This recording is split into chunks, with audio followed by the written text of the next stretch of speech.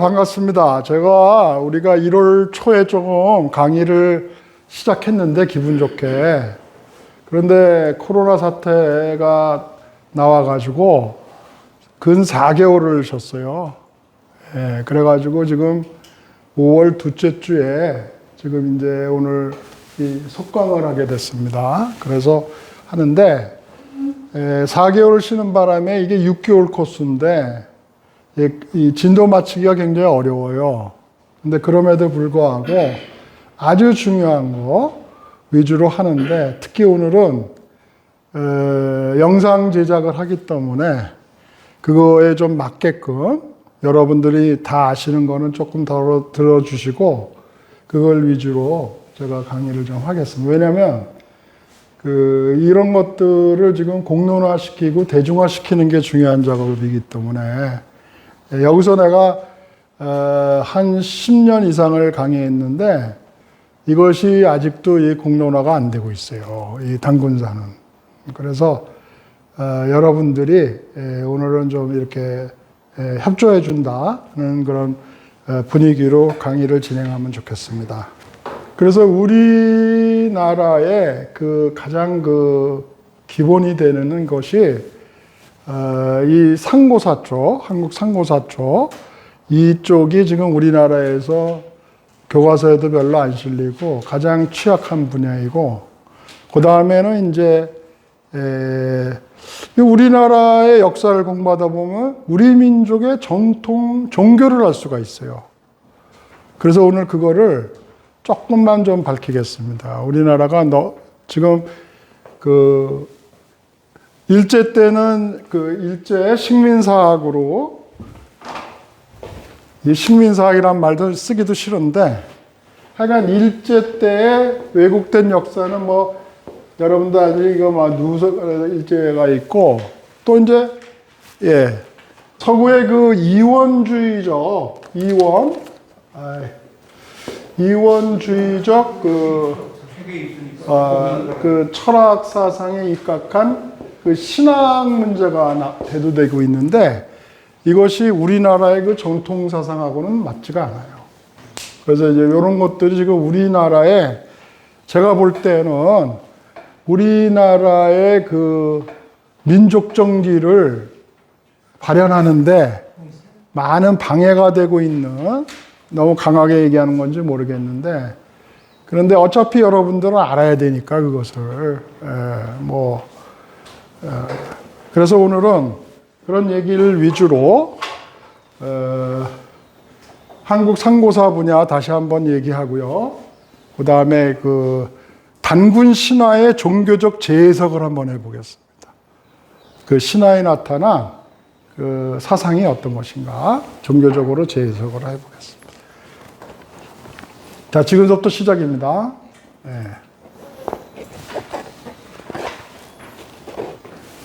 자, 도표를 한번 보세요. 도표. 자, 이거를, 이 뿌리를 처음부터 얘기하지 않으면은 단군 조선사를 이해를 못하기 때문에, 처음에 이거 시작할 때 했던 거지만, 다시 한번 진행을 하겠습니다. 우리나라에 이제 최초에 여러 가지 역사책이 있지만, 그 오른쪽에 부도지라고 있어요. 한자로 쓴 거. 부도지는 원래 신라의 박재상이라는 분이 징심록 15지를 썼는데 그 중에 하나입니다. 다른 건 분실되고요. 이 부도지 하나만 지금 남아있어요. 박재상은 여러분도 다 알다시피 신라시대 때 미사은 왕자를 구하러 갔던 사람입니다. 연대가 나와 있죠. 근데 그때 이제 이 부도지에 나오는 우리나라의 기원은 마고성서부터 시작됩니다. 그래서 대략 BC 만년 정도로 해서 과학적으로 말하면 현생 인류가 나타나는 크로마뇽인이 나타나는 그런 시기로 지금 보고 있습니다. 그런데 그때는 우리나라는 모든 룰이 진행되는 게 천음으로 이루어졌다는 거예요. 천음. 하늘의 소리가 있었다는 거죠. 그리고 또 어떤 사람은 그걸 율려라고 또 얘기하는 사람도 있어요. 팔율려. 그런데 그때 그 마고성에는 마고 여인이 있었다는 거예요. 그 마고 여인이 이제 딸을 또 둘을 낳아요. 그게 궁씨하고 소씨입니다. 여자라서 궁이, 소이 그렇게 얘기하죠. 그 궁이가 다시 2명의 딸을 또 낳습니다. 여기 여자분 2명 왔는데 신나죠? 우리나라가 이 딸부터 시작한다고 또. 황궁씨하고 청궁씨, 소희의 그 후예는 백소씨와 흑소씨인데, 여기서 이제 중요한 거는 뭐냐면 백소씨의 후예, 그 밑에를 보세요. 가 지소라는 사람이 있는데, 이 지소의 죄가 있어요. 그게 오미의 죄라고 그러는데, 오미는 그 과일 이름이래요. 과일 이름인데 포도의 일종이라고 그렇게 해석이 돼 있어요. 그런데 이 사람이 무슨 죄를 짓냐면, 이 포도가 이제 발효된 거를 어떻게 이렇게 먹어서 그런지 그게 일종의 무슨 포도주 같이 되지 않았는가, 이제 독성이 있었다는 거예요. 그래서 이걸 먹고 나서 몸에 이제 막 힘이 돋아나고 그러다 보니까 하늘의 소리를 이제 듣지 못하게 됐다는 거예요. 그렇게 해가지고 이 마고성의 지하를 회파하기 시작했다. 이런 기록이 나옵니다. 이건 뭐냐면 그 마고성이라고 하는 그 어떤 에덴 동사 같은 원래 그 지상 낙원이 있었는데 그걸 부시기 시작했다는 거예요. 그래서 이제 여러분들한테 그 위에 소급해서 이 소씨 계통은 그 천상의 세계를 파괴했던 그 세속적인 그 무리들을 통칭하는 겁니다. 소씨가. 반면에 이제 궁씨가 있어요. 궁씨 왼쪽에. 궁씨는 황궁씨와 청궁이 있는데 우리 민족은 그 장녀인 황궁씨의 후예라는 거예요. 황궁. 그래서 그 궁자가 여러분 보시면 이게 누를 황자에다가 이게 우리 옛날에 학교 다닐 때 대자, 대학 할 때 대자죠? 그죠? 모표에 대자 이런 거를 많이 했죠. 일본식으로. 그 다음에 밑에 붕이 있어요. 근데 이걸 잘 읽지를 못해. 근데 이게 황궁이에요, 그냥. 근데 이 궁씨가 바로 아까 그 소씨하고 대별되는 이건 천선민족을 의미한다는 거예요. 하늘의 소리를 계승받은 것이 궁씨라는 거예요. 그런데 이제 제가 추정하기로는 이제 그 동이족이라는 게 있죠? 우리나라를 또 얘기할 때. 여기 보면은 이게 궁시에서, 이 궁에서 위에 대자가 이렇게 밑으로 이렇게 쭉 쳐진 형태예요, 이게. 그래서 오랑캐 이자가 됩니다, 이게. 동이라는 게. 그래서 이거는 삼국지를 쓴 그 진수의 삼국지의 위지 동이전 할 때 여기 동이가 나오는데 이거는 중국의 입장에서 우리나라를 동쪽 오랑캐로 일컫는 겁니다. 그렇기 때문에 우리는 자랑스러운 동이족이야 이런 말은 사실은 앞뒤가 안 맞는 얘기예요. 원래대로 한다면은 잘 알려지진 않았지만 우리는 천손민족인 황궁시다 이렇게 얘기하는 게 맞는 겁니다. 그래서 아까 마고성이 이제 직사각형 형태로 돼 있는데 이 마고성에서 비율은 5대4로 이렇게 돼 있다고 그래요. 그런데 거기가 위쪽이 천산주입니다. 여기가 위쪽 북문이 천산주, 그 다음에 동문이 운해주, 남문이 성생주, 서문이 월식주로 불렸는데 이 마고성에서 지금 하나님과의 관계에 음성을 못 듣게 돼서 추방을 당합니다. 에덴 동산 추방같이.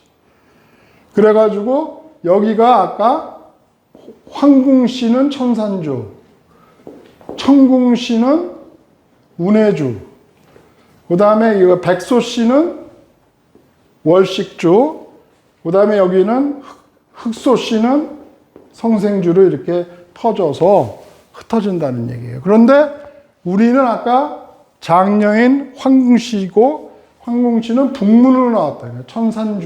천산주로 나왔다는 거예요.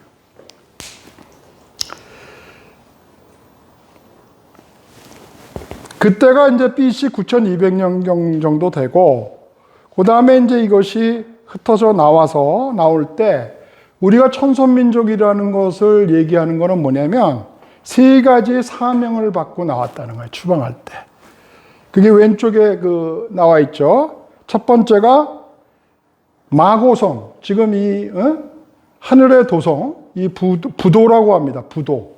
부도지 할 때 부도가 하늘이 부여한 도시예요. 그 부도성을 다시 복원해라. 지금 지소가 부셨죠. 그래서 그걸 복원하고, 그 다음에 하나님의 소리, 천성이라고도 하고 천음이라고도 하고, 이것을 다시 회복하라 하는 것은 하나님과의 그 영적인 관계를 회복하라 이런 뜻입니다. 그 다음에 수계제불. 이거는 나중에 뭐 다른 종교에서도 나오는데, 스스로 몸을 거룩하고 깨끗하게 해서 불온한 것, 부정한 것을 제거하라 이런 것입니다. 그래서 뭐 이런 데에서 대표적인 거는 이제 그 물 세례 받는 것도 나오고, 또 우리가 또 무슨 뭐 어디 중요한 일을 할 때는 목욕 제기한다 뭐 이런 얘기도 있죠. 몸을 깨끗하게 닦는다. 그런 전통이 나온 거고요. 그 다음에 유인시라고 있습니다. 유인시가 BC 8200년까지 이렇게 지속되다가, 이때 이제 하늘의 소리를, 자, 아까 우리가 뭐랬죠? 하늘의 소리가 있다고 그랬죠? 천음이. 근데 이제 여기가 점점 이제 사람들이 많아지면서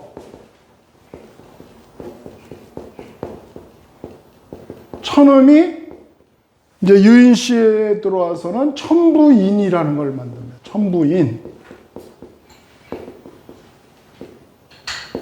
이 도장인자를 쓰는데요. 이거는 뭐냐면 우리가 탁보를 뜰 수 있게끔 이렇게 찍으면은 이렇게 찍혀 나올 수 있는 그런 천부인으로 이제 상형 문자가 들어갑니다.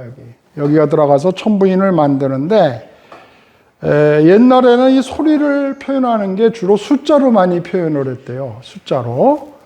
그래서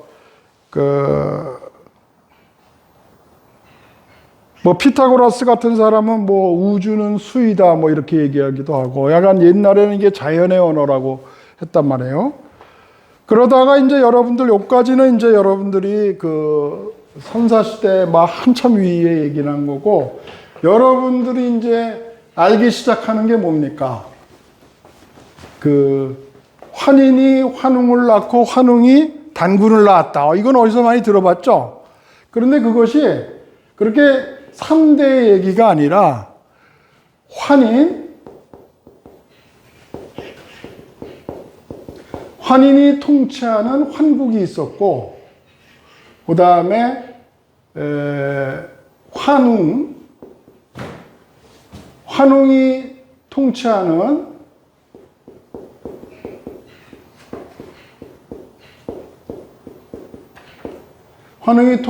배달국이 있었고요. 그 다음에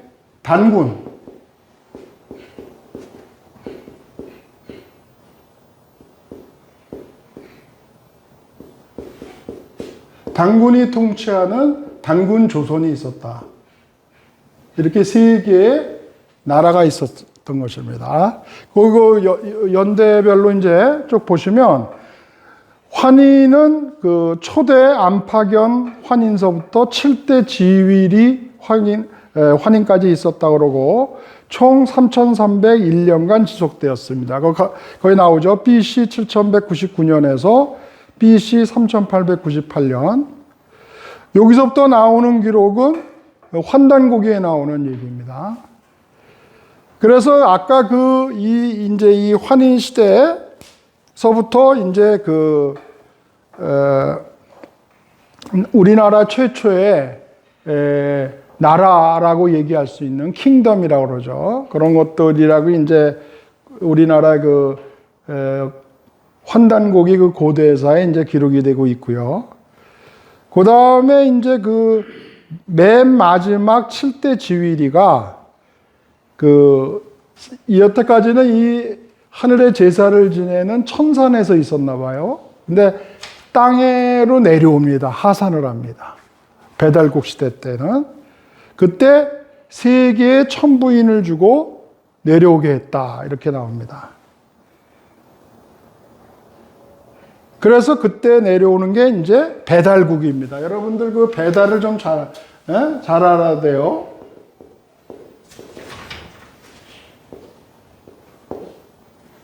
이 배달은 한자로 이렇게 쓰는데 사실은 박달이라는 뜻이에요. 박달. 박달이라는 거는 밝은 햇빛이 비치는 밝은 구름, 언덕 이런 뜻입니다. 이게. 박달이라는 게 이거를 다른 말로는 아사달이라고. 아사달. 아사가 아침 조자죠. 아사.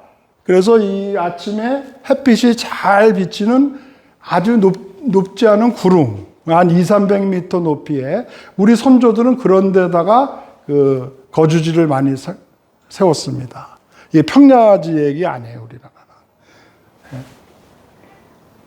그래서 이 우리가 배달의 민족 또는 뭐 배달의 국군 이렇게 나오잖아요. 그게 여기서 이제 나왔다는 걸 잘 알아두시고. 그 다음에 이제 세 번째는 오늘 이제 주 강의가 되겠는데, 단군 조선이라는 게 단군에 의해서 통치되는 나라인데, 이거는 여기서 이 단군이라는 거를 자꾸 여러분들 일제 때 잘못된 강의를 해서 단군하면은 자꾸 선입관이 있어요. 이게 무슨 미신이냐, 우상이냐, 샤머니즘이냐, 무당이냐, 뭐 맨날 이러고 있어요. 정확하게 얘기할게요. 사람입니다. 사람인데 어떤 사람이냐면 단이 재단단자예요. 제사장 역할을 했다고. 제사장. 네? 프리스트라고 합니다. 프리스트. 그 다음에 군은 그 당시에 족장. 시족장쯤 되겠죠? 시족이겠죠? 페이트리아크. 그러니까 제정일치 시대 때 그 당시에는 왕이 나오지가 않았고 제사장이면서 족장 역할을 했다는 말이에요. 예. 그것이 이제 단군 조선인데 그 연대를 보시면은 아까 환희는 BC 7199년에서 BC 3898년까지 총 3301년 동안 지속되었고, 그 다음에 환웅은 BC 초대 거발한서부터 18대 단웅까지 18대가 있었는데 BC 3898년에서 BC 2333년까지 총 1565년간 지속되었습니다. 예. 그리고 맨 마지막에 단군은 단군 왕검이라고도 하는데 그거는 우리나라가 이제 그렇게 막 무리 붙여줬는데 사실은 임검입니다. 임검. 예? 임검. 한자에는 임검으로 하는데 여기 위가 왕으로 바뀌었어요. 그 당시에는 왕이 나올 수가 없었어요. 아까 제정일치 시대이기 때문에. 임검서부터 47대 고열가까지. 그러니까 태정태세 문단세까지 여기도 막 단군 1대 임검, 단군 2대 부루, 단군 3대 가륵, 단군 4대 오사구, 예를 들어서 쭉쭉쭉쭉 나와서 단군 47대 고열가까지 있었다. 근데 이거는 아까 같이 우상이 아니라 제사장이면서 족장이었던 인물이었어요. 사람이었단 말이에요. 예, 그거를 이제 잘 알아두고. 그 다음에 이제 이거를 그럼 뒷받침하는 것이 무엇이냐. 유물이 나와야 되지 않겠습니까? 그래서 다시 그 위에 환인 쪽으로 한국으로 올라가면은 이제 이게 아까 기원은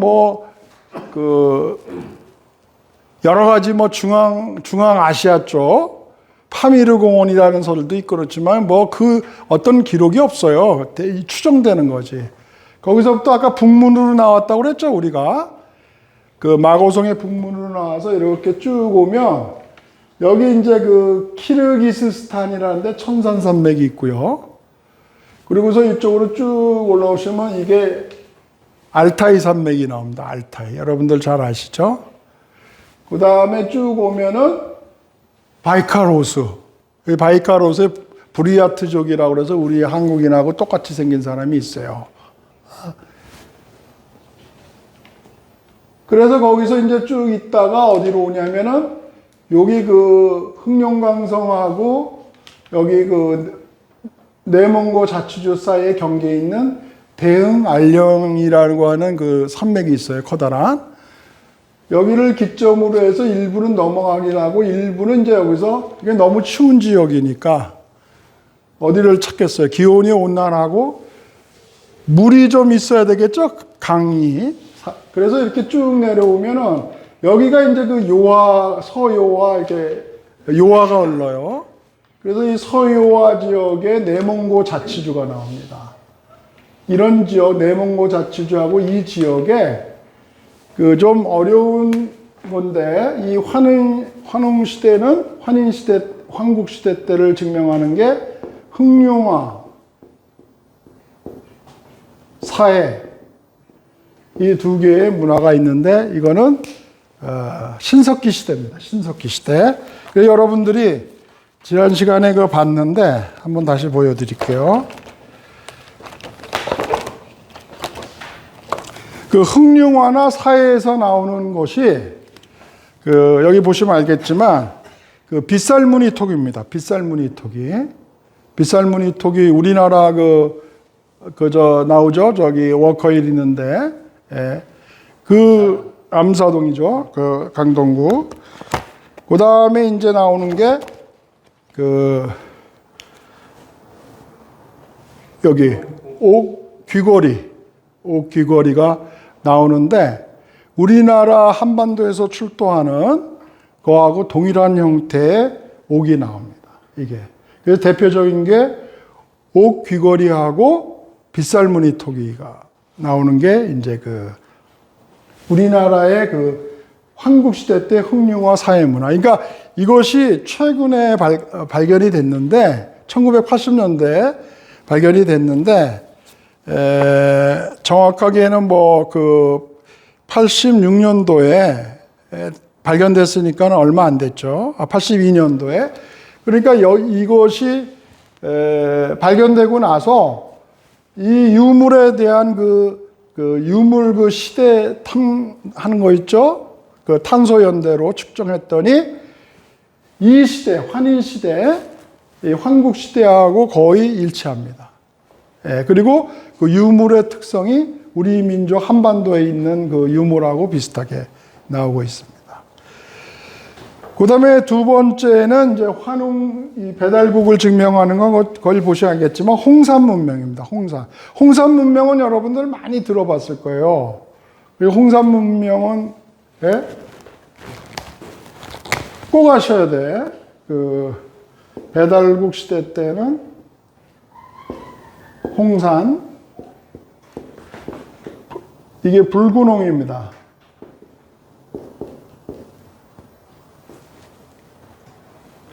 그래서 이 홍산 문명은 어디냐? 여기 이제 그 지도에 나오지만은 여기 요 지역에 적봉이 붉은 봉오리가 홍산하고 똑같죠? 네, 요 지역입니다. 그러니까 조금 아까 흑룡화 사회 이 내몽고 지역에서 조금 더 내려온 지역입니다. 예. 자, 여기에서 나오는 거는 여러분들 저번 시간에 우리가 또 그 얘기했는데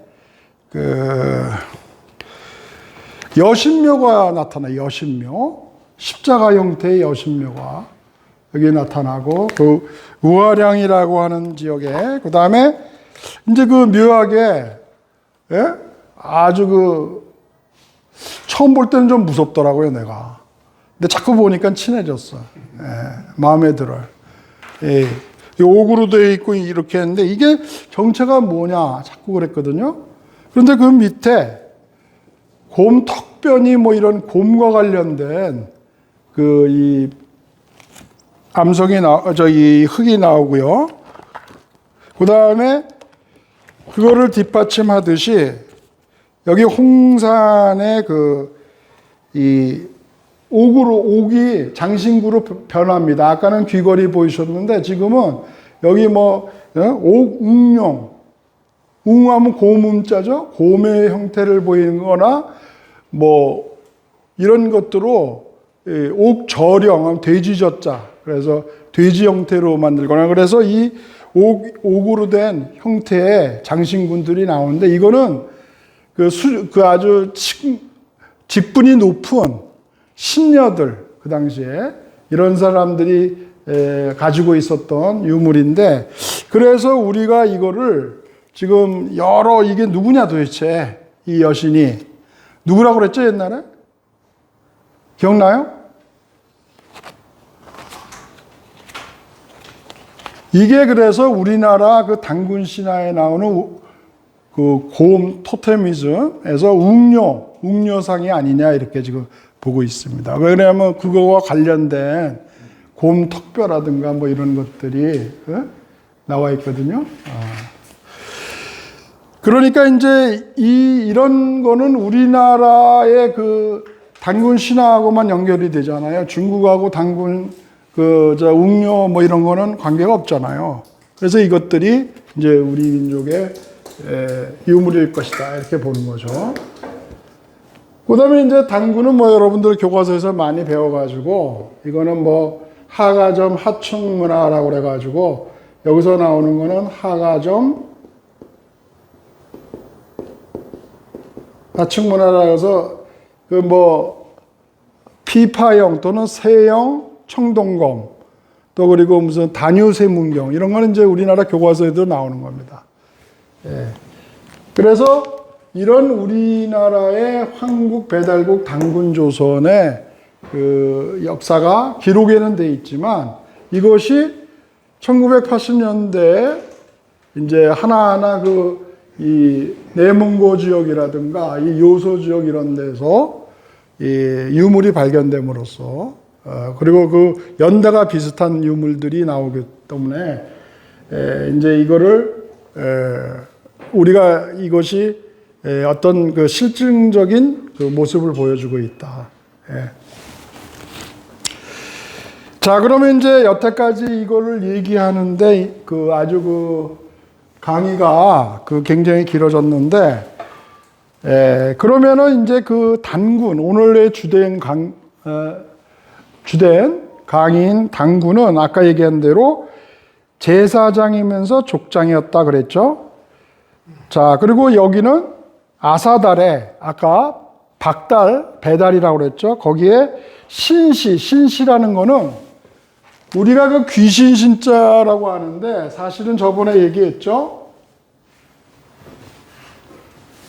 하나님 신자가 있단 말이에요. 일신하듯이.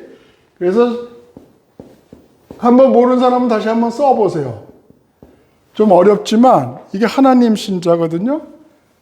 신시를 이루었다는 거는 지금 말하면 마고성 있죠. 처음에 우리 천음으로 이루어진 마고성. 그게 부도라고도 하고 또는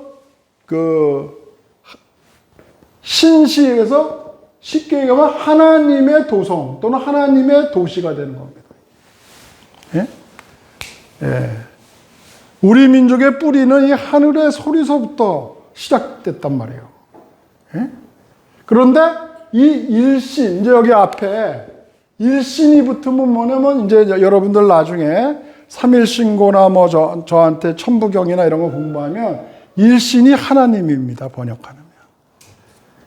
일신이 조근세기하자 신측 1세기의 사자에게 할 700세기이라 이런 것들이 쭉쭉 나와요. 이제 일신이라는 게 경전에 나옵니다. 그러니까 여러분들이 지금 어떤 종교를 믿어도 좋아요. 종교는 자유가 있으니. 그러나 지금 뿌리를 얘기하는 겁니다. 우리 민족의 뿌리가 바로 하나님을 섬기는 이런 마고성서부터 하나님의 도성인 신시가 세워졌는데 그게 뭐냐? 아까 마고성이 회피돼서 다시 그것을 복원하라고 그런 사명을 받았다고 그랬죠. 그것이 단군 시대 때 물론 이제 황국 배달국 이것도 마찬가지지만 대표적인 게 단군조선이었다 이거예요. 단군조선이 신시로서 하나님의 도시 또는 하나님의 도성이었다. 이것을 얘기하고 싶습니다.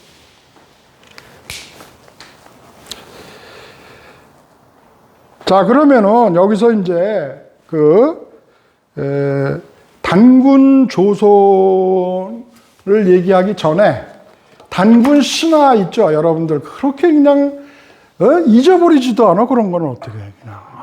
그 일제가 잘못 가르쳐. 물론 우리나라 삼국유서에 나와 있긴 한데 그거는 그 시대 때 단군이라는 말을 쓰지 못하는 시대적 요구가 있었어요.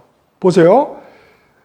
불교 시대였거든요, 그 당시에는. 불교 시대 때에는 위에 우리 민족의 국교였던 이제 그 일신교라고 그럽니다. 일신교. 여러분은 단군조선 나한테 이제 앞으로 배우면 알겠지만 일신교를 못 믿게 했단 말이에요. 그게 사라졌단 말이에요. 그래서 여러분들이 알다시피 그 사람들이 산으로 가가지고 숨으면서 그 종교를 유지해 왔기 때문에 그 무당이다, 샤머니즘으로 이제 일제 때는 그 우리나라 학자들이 그렇게 폄하했단 말이에요.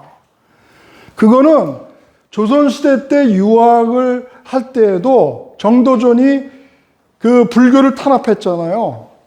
그래서 그 불교에 있는 스님들이 전부 절에 갔다고요. 절에 가서 나오질 못하게 했다고요. 핍박을 받았잖아요. 왜? 종교가 국교가 바뀌었으니까. 그러니까 그러한 상황하고 똑같다고 생각하시면 돼요. 이렇게 쭉 잘 믿어도 왔는데 삼국시대 때 여러분들 알다시피 372년에 소수림왕 때 불교가 들어왔고 뭐 그런 얘기 있잖아요. 그때부터 국교가 바뀌어지는 거예요.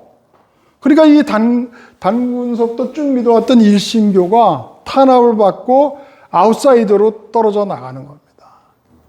그러니까 그래서 이제 그것이 우리나라에서는 원래 원형의 종교를 찾으려고 하질 않고 일제가 이걸 신화라고 자꾸 가르쳤으니까 그냥 샤머니즘이다, 뭐 우상이다.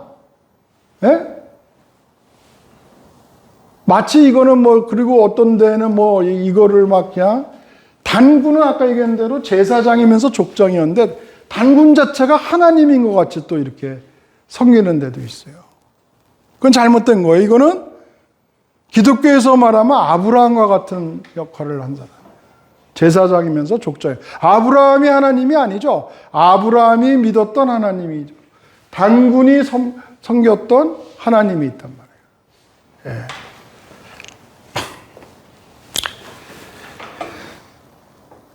그래서 제가 최근에 글도 썼지만 막 제가 요번에 이제 4개월 쉬는 동안에 이제 이렇게 책을 읽다 보니까 특히 성경에서 히브리서에 멜기세덱의 반차라는 게 나와요. 멜기세덱. 근데 이게 멜기세덱이 도대체 뭐야? 아브라함이 BC 2000년대 사람인데 그 단군 시대 초기예요. 아까 단군은 우리가 아까 BC 2333년에서 BC 238년까지 지속된 나라라고 그랬죠. 1대에서 47대까지. 근데 2300년에서 한 300년 지나서 BC 한 2000년대 때 사람이 아브라함이에요. 유대인의 조상이에요. 예? 근데 그 사람이 멜기세덱이라는 사람이 왕이 나타나고 살렘 왕이요 또 대제사장을 만나서 11조를 바치면서 섬겼다. 대제사장으로 섬겼다 그러거든요.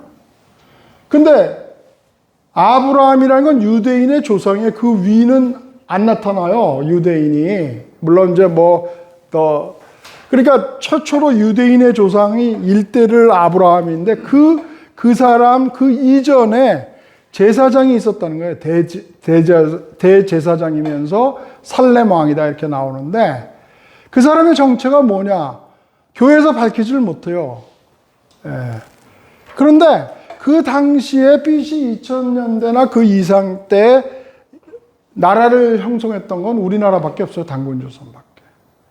그리고 단군 자체가 제사장이면서 족장이라고 그랬잖아요.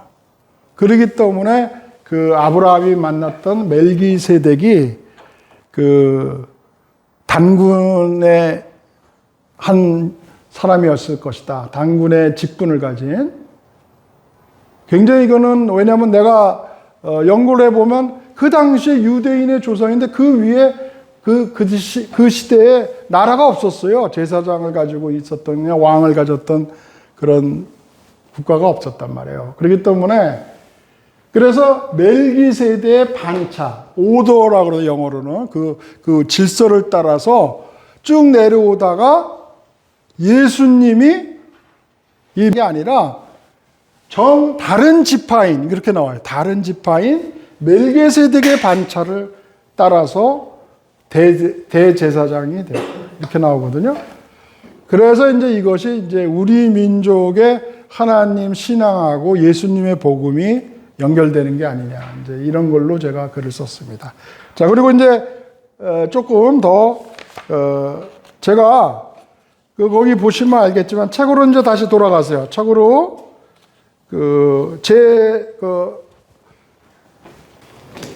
우리가 종교를 가지고 믿는 것도 중요하지만 우리 민족의 뿌리, 그 시원 이런 것을 알고서 이거를 매치시킬 수가 있어야 되지.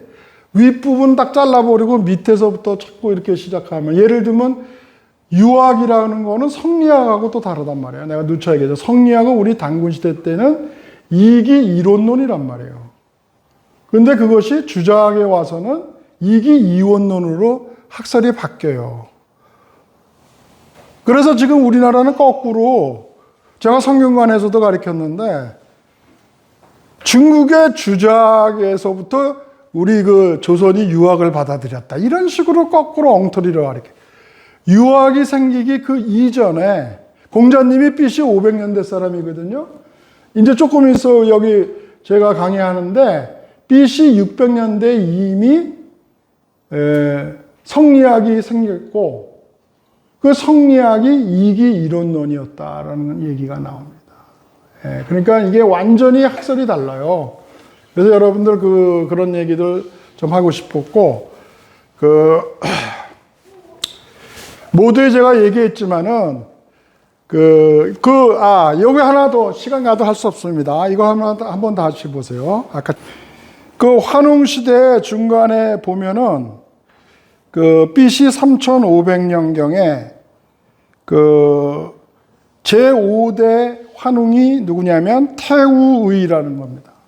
그 태우의의 12번째 아들, 그 당시에는 서자예요. 왕위 계승자가 아니면 서자인데, 그 서자하고 그 딸이 있는데, 그 태오보키와 여화입니다, 여화. 이 두 사람이, 우리가 가지고 있었던 지역에서 떠나서 중국의 하남성 쪽으로 내려가서 그 태오보키는 우사벼슬이라는 건 행정을 담당하는 거고요. 그 다음에 그 여동생 여화는 신녀로서 제사를 담당했다는 거예요. 그래서 우리 드라마 같은 거 보면은 뭐 왕이 있는데 뭐 신녀가 나오고 막 그러죠. 이게 사실은 우리나라 스타일이 아니고 이 중국에서 있었던 건데, 이게 뭐냐면 음양사상의 이원주의적인 사상이 여기서 나오기 시작하는 겁니다. 우리나라는 전부 이론주의예요. 그래서 그게 천지인 삼신으로 나눠지지, 이렇게 음양으로 두 개로 나눠지는 거 아닌데, 이런 것들이 서방으로 퍼져가지고, 서구의 히랍에 나오는 할라초라, 그리스의 그런 데에서 이제 이원주의, 듀얼리즘이 나타난 게 아니냐, 이제 이렇게 보는 거고요. 예. 그래서 여러분들이 중요한 거는 우리 민족의 원래 신앙의 뿌리가 어떤 사상이냐, 어떻게 시작되었는가, 이것들을 먼저 자세히 알지 못하면은 이거를 모르고 중간서부터 공부하기 시작하니까 전부 서구에서 오고 뭐 서구의 무슨 그 뭐 플라톤의 이원주의라든가 뭐 이거 대학 교수들이 그것이 뭐 최고의 뭐 신학이고 그 밑에 아리스토텔레스 또 뭐 형상 진료론이니 뭐 이런 게 쭉 나오잖아요. 그래가지고 이게 서구적인 어떤 그 철학의 사상을 받아서 그 우리나라의 전통 사상을 잊어버리고 있고, 거기다가 이제 뭐 외래 이런 그 이방 종교들이 들어와가지고 전통의 우리나라의 그 하나님 사상을 잊어버렸다는 거예요.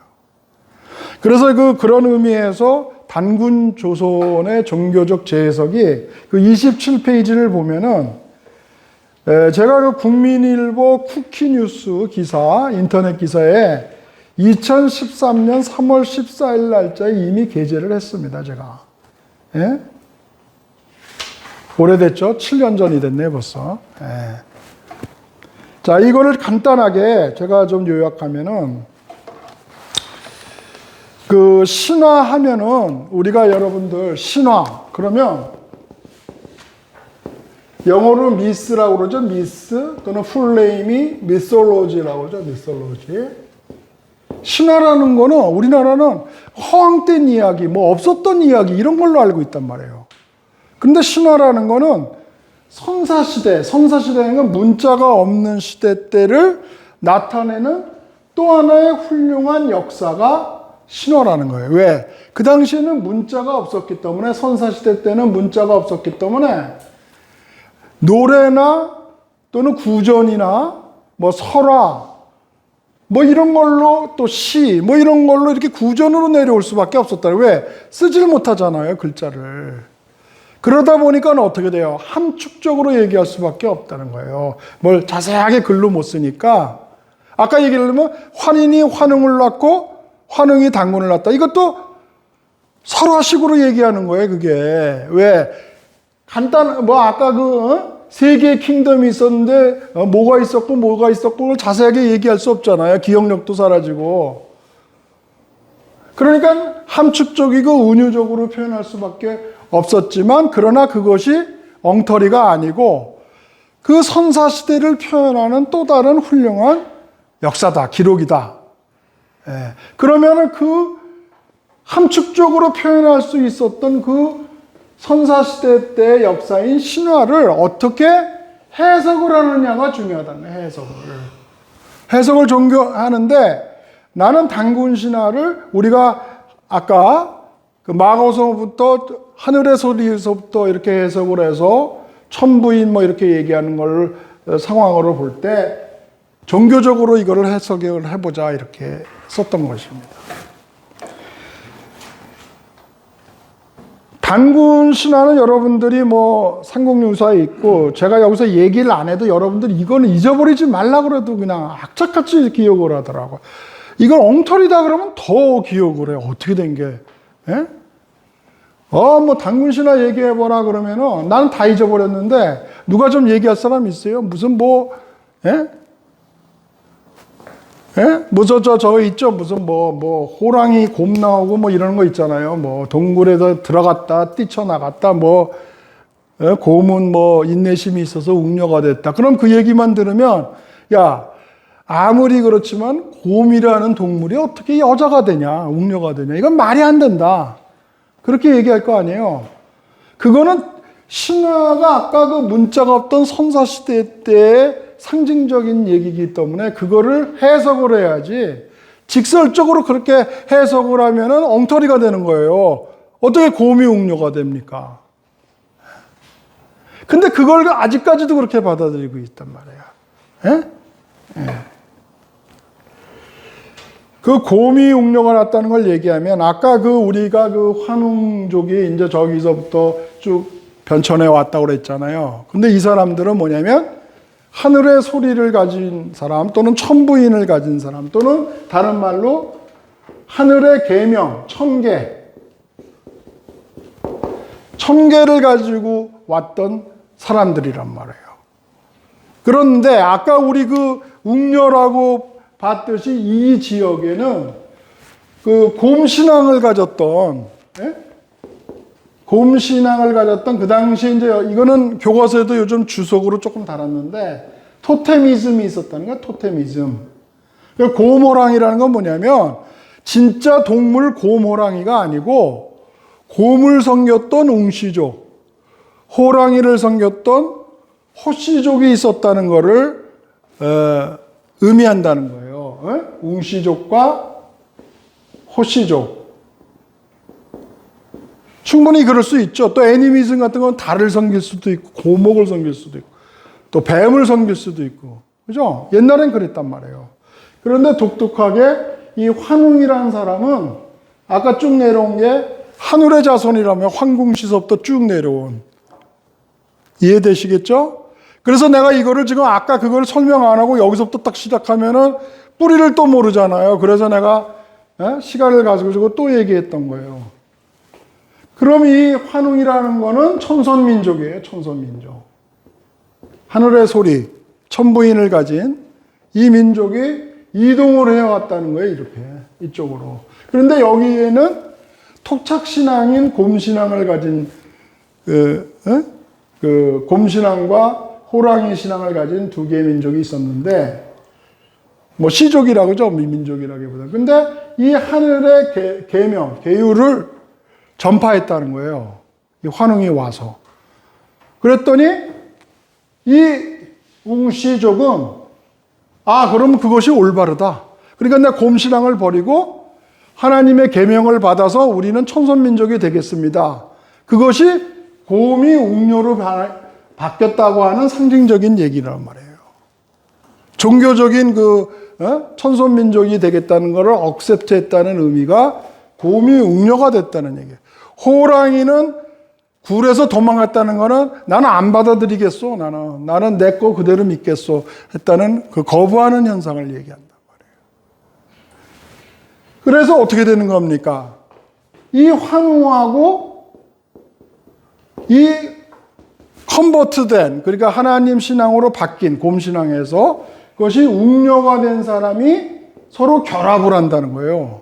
결합한다는 거는 종교적으로 받아들였다는 얘기도 되고 역사적으로는 이 지역을 장악했다는 거예요.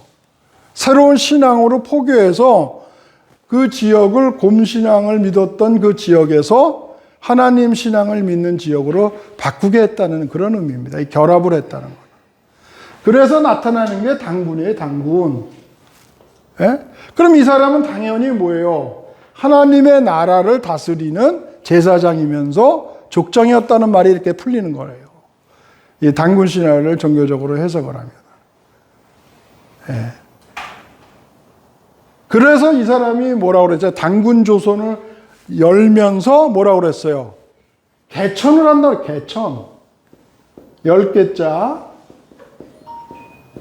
이것도 이거 해석을 못해. 왜 개국을 했다, 나라를 열었다 그러지? 왜 개천을 했다 그러? 설명할 수 있는 사람이 누가 있어요?